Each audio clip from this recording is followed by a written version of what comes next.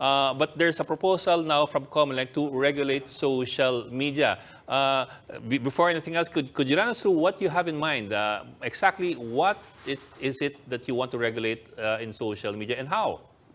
Yeah, of course po, kanina na-explain ni future Secretary of the ICT, si my good friend, Attorney Ivan Uy. Now, of course, there will always be constitutional issues such as the freedom of expression at saka yung freedom of speech. Pero again, I would like to clarify, hindi po yung social media regulation as a whole, in general. Yes, it should be social media regulation during the period of the campaign in order to protect not only the candidates, not only the political parties, but likewise to protect the general public.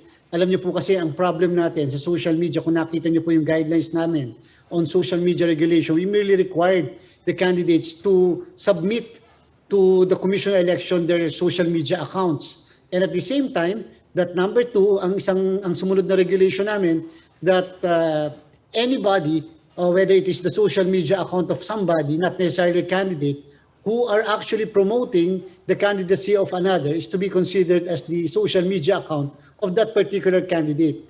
Doon po, buti hindi kami naki-question.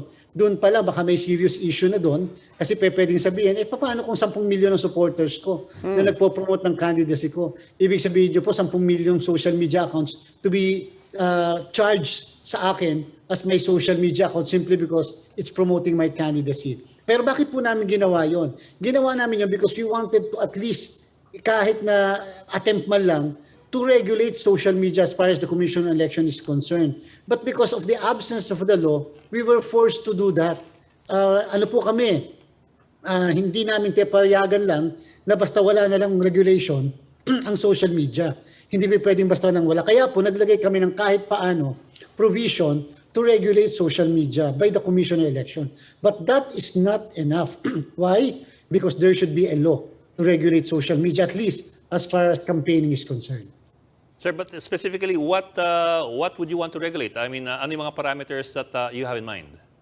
Yes, number one po, yung expenses sa paggamit ng social media. Opo. Content, definitely we cannot intrude into the content simply because that will be a prior restraint doon sa karapatan ng mga gagamit ng social media during the campaign period. Pero number three, would like to likewise punish with a higher penalty yung those who are involved in trolling. Nabanggit po ni Ma'am Ami kanina sa una nating panauhin, yung trolling talaga kasi medyo modern cancer of the society na nakasisira ng karangalan ng isang tao. Yan, kahit pa sabihin mong politiko, we would like to punish them. It should not only be punishing them with cyber libel. It should be more than cyber libel. Because at least yung cyber libel po, frontally, alam nyo Alam nyo kung sino yung nagla-libel sa'yo using the device. Pero yung po kasi sa trolling, they are hiding themselves doon sa mga fake accounts. Hinahide pa nila yung sarili nila sa kung ano-ano, and therefore that makes it more aggravating. And so dapat po may ibang punishment for that, may ibang definition as a crime for that, and we need Congress to do that. We cannot by regulation or resolution just punish an act as a crime because it belongs to Congress po.